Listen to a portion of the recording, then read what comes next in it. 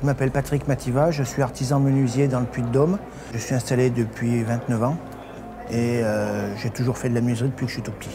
J'ai appris à marcher dans l'atelier de mon père.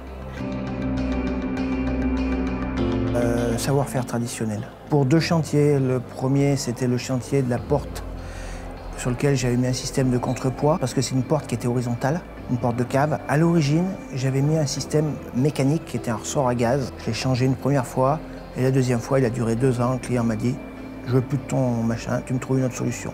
Donc j'ai réfléchi, j'ai cogité et j'ai trouvé un système de contrepoids. Le deuxième chantier, c'était la porte, une porte d'entrée d'un château qui faisait 4 mètres de haut, 3 mètres de large, en 2 vantaux, entièrement en chêne. Chaque ventail faisait environ 400 kg. La première difficulté, ça a été de trouver les pièces de bois nécessaires, surtout les grosses pièces de bois. Au niveau conception, je dirais que ça ne m'a pas vraiment posé de difficulté, mais après, ça a été la pose. Parce que chaque ventail faisait 400 kg, donc on a posé simplement l'ossature des vantaux qu'on a transporté et qu'on a pu mettre en place. Et après, on a fait l'habillage, le remplissage, l'habillage extérieur en lame horizontale, l'habillage intérieur en lame verticale. Et après, il y avait le clouage. Et le clouage, c'est les clous qui sont retournés 2 fois. Retourner une fois, on sait comment il faut faire, c'est facile. Mais retourner 2 fois, je n'avais jamais fait. Et tous les clous ont été récupérés sur l'ancien portail. Il y en avait 800. Et on a fait refaire par un forgeron toutes les pointes. Et c'est le grand-père du forgeron qui nous a expliqué comment il fallait faire pour retourner 2 fois.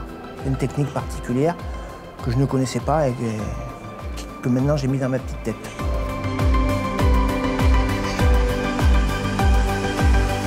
Je suis allé au JPC à Toulouse et un jour, notre secrétaire général, Jean-Marc, m'a dit « T'as rempli le dossier pour le trophée du patrimoine ?» J'ai dit « Quel dossier ?» On t'a envoyé un mail. Alors moi, les mails, je suis plutôt un homme de terrain qu'un homme de bureau. Il m'a dit, il faut que tu participes. Mais j'ai pas le temps de remplir un dossier, machin. Amène-moi les photos, on fera le dossier.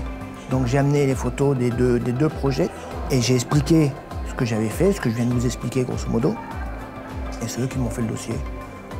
Puis voilà, tout ça s'est passé tout simplement.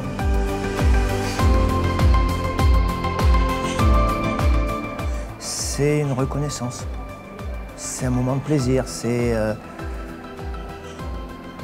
un peu de la fierté aussi. Vous voyez, c'est tout un tas de sentiments mélangés, quoi. Voilà, mais c'est un bon moment.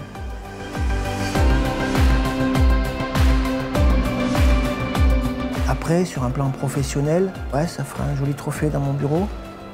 Ça va rassurer mes clients qui sont un peu indécis, peut-être.